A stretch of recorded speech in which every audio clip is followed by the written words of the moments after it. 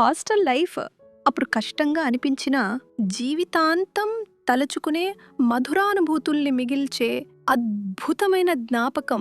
మొదటిసారి అమ్మా నాన్నల్ని అయిన వాళ్ళని సొంతూరిని వదిలేసి పెట్టిబెడ సర్దుకుని అలా రైలో బస్సు ఎక్కి చదువుకోవడానికో ఉద్యోగానికో వేరే ఊరు వచ్చి అక్కడ కొత్త చోటులో కొత్త వ్యక్తులతో కొత్త ప్రదేశంలో ఉండాల్సి వచ్చినప్పుడు మొదటిసారి కంగారుతో కూడిన ఒక చిన్న ఎగ్జైట్మెంట్ ఉంటుంది.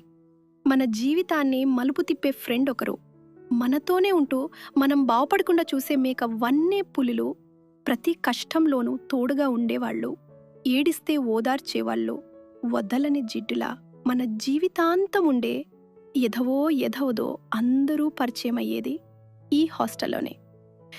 ఇంటి నుంచి తెచ్చుకున్న వస్తువులను జాగ్రత్తగా అల్మారాలో పెట్టి తాళం వేసుకునే పరిస్థితి నుండి ఒకరి బట్టలు మరొకరు వేసుకునేంతగా పెనవేసుకుపోతాం.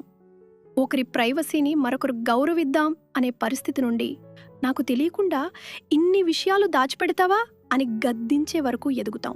ఇంకా కంబైన్ స్టడీస్, బర్త్డే సెలబ్రేషన్స్, అర్ధరాత్రి షికార్లు, షాపింగ్లు, సినిమాలు, ఇలా ఎన్నో. ఆకలేసినప్పుడు హాస్టల్లో మనం చేసిన వంట ప్రయోగాలు, ఊబుసిపోక మాట్లాడుకున్న గాసిప్స్ అన్నీ ఇప్పుడు తలుచుకున్నా కూడా మనకు తెలియకుండానే మన ముఖం మీద ఒక చిరునవ్వును తెప్పిస్తాయి.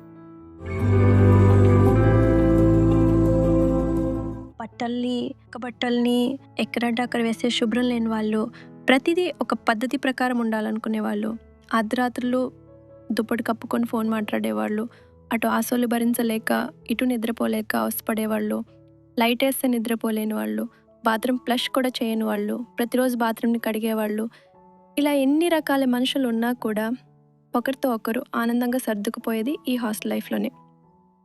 రూమ్మేట్కి ఏదైనా ఆపదొస్తే ముందుంటాం, డబ్బు సహాయం చేస్తాం, చదువులో సహాయం చేస్తాం, ఆరోగ్యం బాగాలేకపోతే జాగ్రత్తగా చూసుకుంటాం, ఆఖరికి వాళ్ళ ప్రే విషయంలోనూ సహాయం చేస్తాం. కానీ మనకి ఎక్స్ట్రాగా వచ్చిన చికెన్ ముక్కనైతే చచ్చినా ఇవ్వం. అలా ఒక అనుభూతిని పోగు చేసుకుంటూ ఉండగానే రోజులు, నెలలు, సంవత్సరాలు ఇట్టే గడిచిపోతాయి. చదువు అయిపోతుంది, ఉద్యోగంతో పాటు ఊరు మారాల్సి వస్తుంది. అప్పటి వరకు ఉన్న అనుబంధాన్ని తాత్కాలికంగా వదిలేసి కొత్త బంధాల్లోకి వెళ్ళాల్సి వస్తుంది.